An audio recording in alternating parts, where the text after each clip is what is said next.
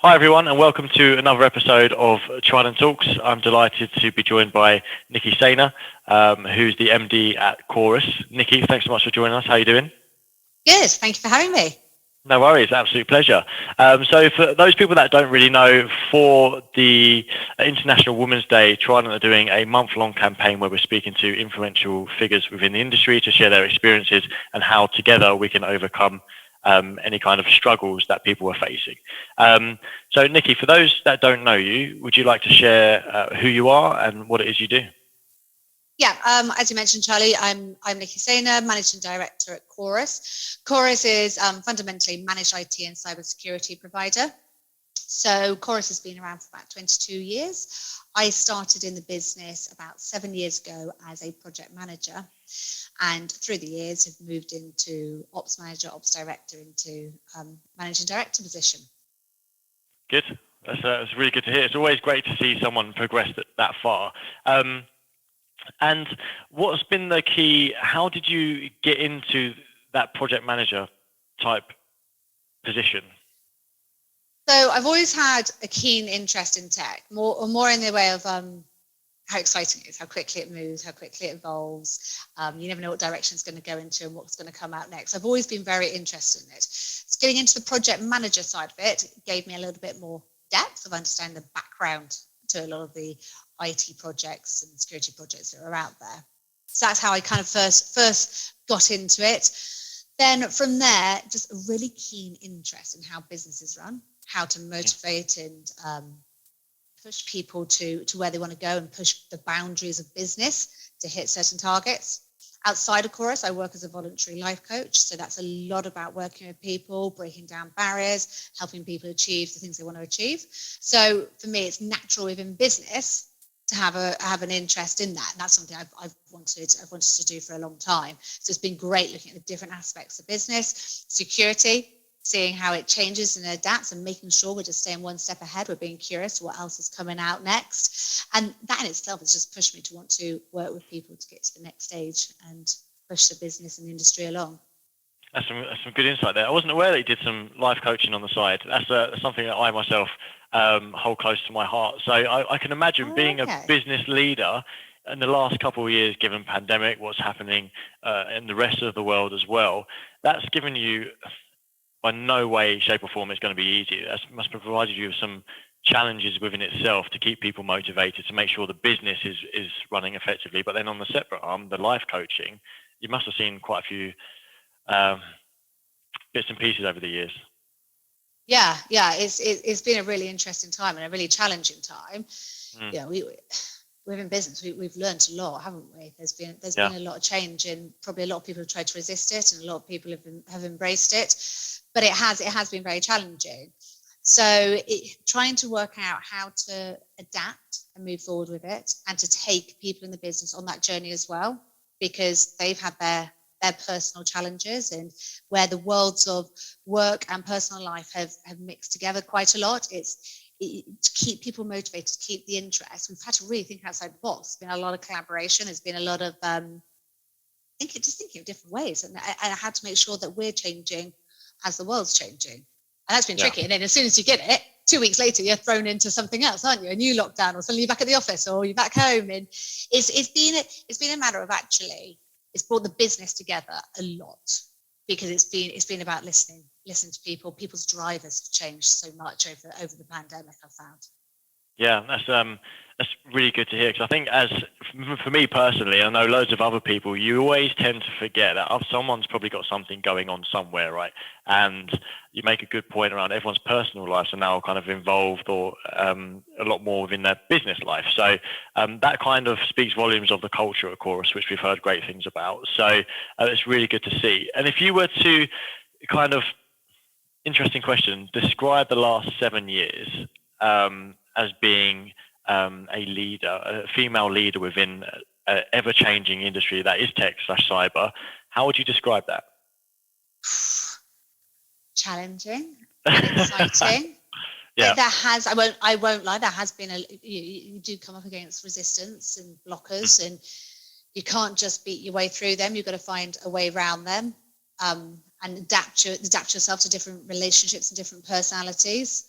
Sure. And sometimes people might not 100% be on board with what you're trying to do. So it's all about that communication of explaining why you can't do this, or why you are doing this, or why you're asking this question, or needing to push something forward. But I mean, over the last 7 years, business has changed a lot. I've changed a lot. And I've had to constantly keep making sure my leadership and my management has evolved and changed, and checking in the whole time. People going, are you happy with this? Is this going in the right direction? What are you interested in? What do you want from your job? What do you want from coming into work every day? What do you want from a manager? What do you want from a leader? And not being afraid to ask those questions a little bit, which I think sometimes businesses, they've got their focus point of where they want to go and what they want to do, but you've got to have the buy-in of everybody in that business.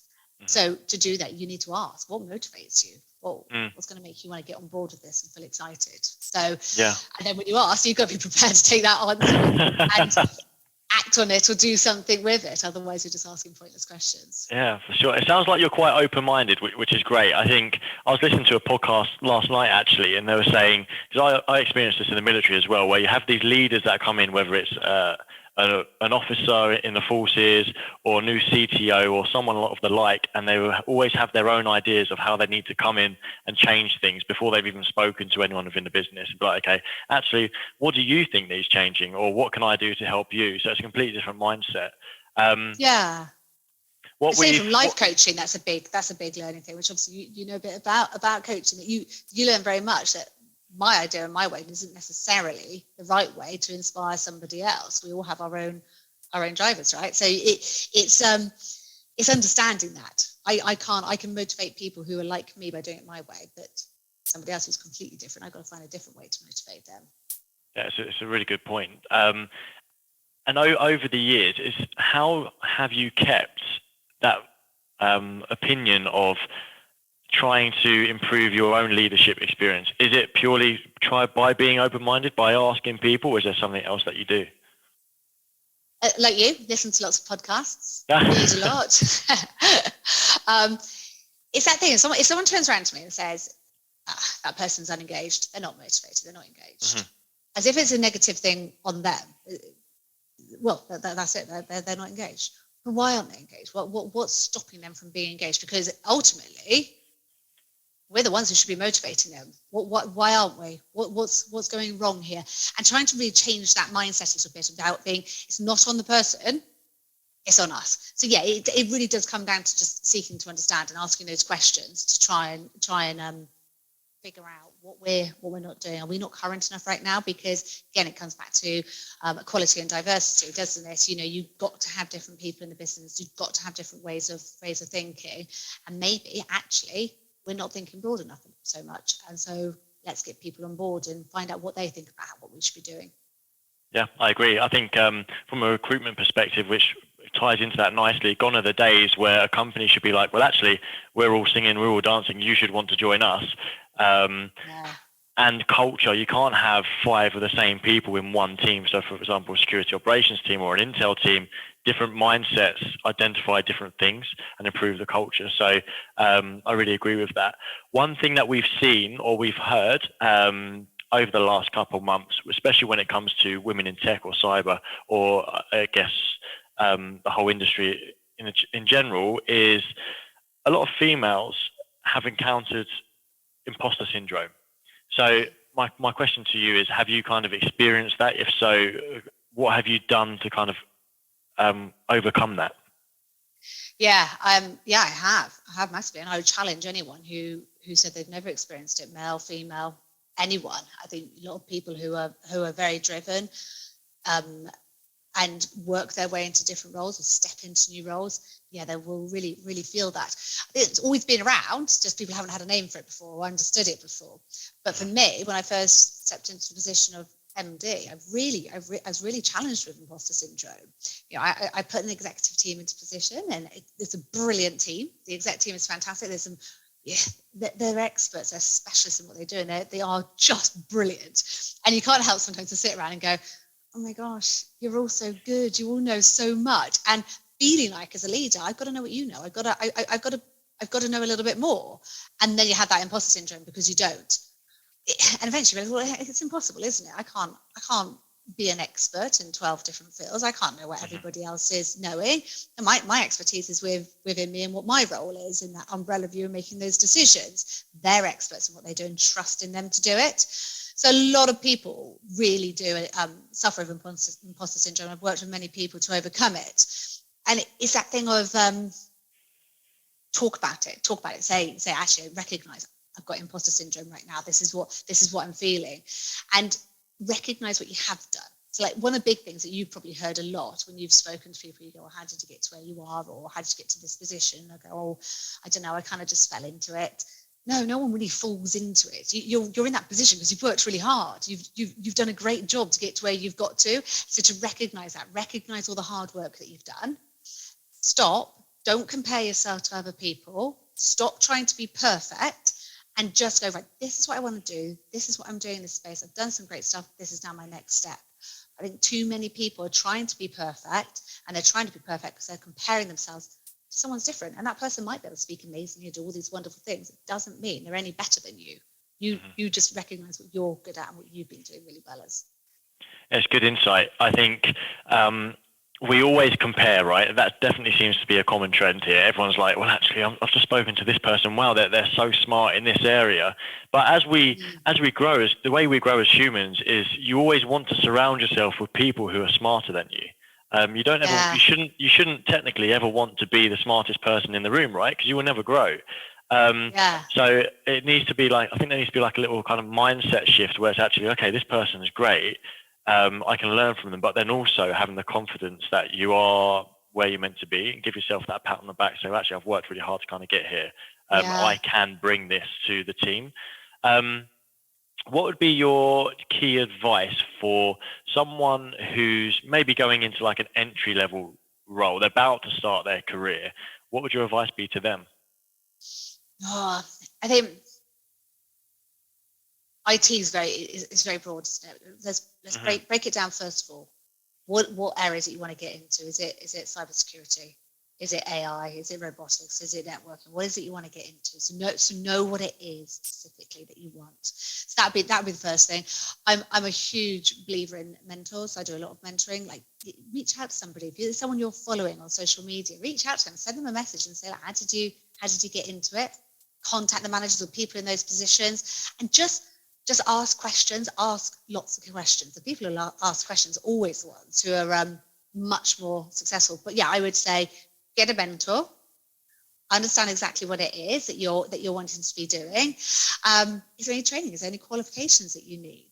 And don't just do qualifications for the sake of it, because actually, like a lot of things in cyber might not necessarily have to have the qualification, but the experience and the passion. And when you get into the role, the company might support you with those qualifications. But I think a lot of people go, I'm here and I want to get here. And my goodness, that's a really big jump. So reach out, ask some questions and find out what's that very first step. And then say, ask that person, okay, well, what do I need to do next? And what do I need to learn? And by what time frame? And put yourself out there for a little bit. Allow yourself to push those boundaries a bit more and go and speak to a few people. Yeah, give yourself bite-sized chunks to work off, right? You can't climb a mountain in a day, or you probably could, or the expression. Yeah, I know what you mean, though. Exactly. Rome wasn't built in a day. That's better. That's a more appropriate one. Okay, so it's good. And I think the ability to ask a question is great. A lot of people sit there, and we say it here in Trident, like always ask questions. If you don't know it, someone's going to have a lot more respect for you if you say, actually, what is that? Can you tell me more about that? As opposed to saying, okay, yeah, cool. We know that. So some good advice there. Another question is, do you think there's more that can be done to help women get into tech or cyber? Do you think there needs to be more support, or what have you seen? Yeah, I definitely do. It's a fantastic industry to get into, isn't it? They were just saying there's so many different roles, things that you get into, and it's a shame because it is male dominated and it's limiting to females to get into the role. A lot of it, I believe, is the curriculum within schools and colleges and universities is still very male dominated, so it's not attractive to a female. And when they do get in there, then the dropout rate is really high. So there's that side of it. There's not enough female leaders in decision-making roles, which that in itself will open things up. If you have a female tech leader, then that's going to in itself encourage more people into the roles that person's managing. I think a lot of companies are now very open, aren't they, to D&D, getting more women in tech, that kind of thing. But it's still a lot of box ticking rather than understanding why it's so important. It's that diversity piece, that collaboration piece, but also like, for me, if I've got a team which is fully male, you've got to make it more attractive to other people, because that's when great things are going to happen, because that diversity is going to bring good collaboration. So yeah, there's a lot more companies can be doing, but I do think it starts with trying to do more talks in schools, more talks in colleges, looking at the material that's out there to study, making job adverts more interesting, the benefits within a business. Are they benefits that's going to be interesting to females and to males? So it goes a lot deeper than just saying that you want to do it, but actually trying to push through and do it. Yeah, I think there is an element of that tick box exercise which you mentioned there. I think my one hope, or I hope I'm right in saying this, but my impression from the security industry as a whole is everyone's very much open-minded and willing to be that mentor, and they really want it all to mature, because I think it's still a relatively immature industry. So my advice to any kind of female looking to get in is don't be scared to reach out to people, because everyone wants you in the industry. There's a skill shortage or even a skills gap. Just ask that question. And I'd like to think the industry as a whole would kind of welcome anyone with open arms, because everyone's either working 24 hours a day and they're just getting overworked or burnt out. So that hopefully that's reflective in what you've seen as well. You mentioned job specs just then. Have you ever read a job spec and thought, actually, that job spec seems quite aggressive, like the wording is quite aggressive? Have you ever read that? Yeah, I guess I have. I have seen job specs and specs that have been written. I'm going, God, that's just not very approaching or friendly or accommodating, or it could be. Again, that comes down to sort of, what we try and do in chorus. If someone writes a job spec and then it's read by someone else, and we've asked you for feedback before with job specs, and having a look at it and going, let's not just stick this with one mind, one person who's written it. So let's open it up to different people. Because you're right, you do get some, don't you? You're like, oh gosh, that's not good for me. Yeah, I've seen it, and some people have said that there's been a bit of feedback in the past. For example, if it's a sales role, it'd be like, you must be an aggressive negotiator, be able to come in and deliver change and all that kind of. That's to someone who hasn't got the confidence. You're going to think, maybe that's not me. So maybe a bit of work needs to be done there as well. And you mentioned talks in schools. We should be doing some of that this year as well. So we'll let you know how that goes. Oh, that's great. I'd love to know more about that. That'd be really interesting, because we're certainly trying to get into a few schools and have some chats. Yeah, it's really interesting. Perfect. We talk about that another time. Maybe get Chorus down there. Love that. But no, it's been really insightful, actually, and it's good to kind of hear about your experiences. And I'm sure there'll be plenty of people that have some key takeaways from this. So thanks so much for that. One question which we like to ask everyone on these talks is, if you weren't in security, or if you weren't the MD, where else would you be? What else would you be doing? Oh my gosh. Good question. Firefighter. Aside from living on a beach. A firefighter? Firefighter. Yeah. I've always wanted to be a firefighter. Okay.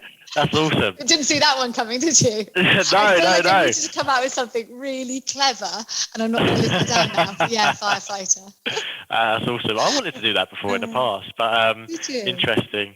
Okay, perfect. Well, Nikki, thanks so much for your time. Absolute pleasure. If anyone's got any questions, I'm pretty sure you'll be happy for them to reach out to you. But thanks so much.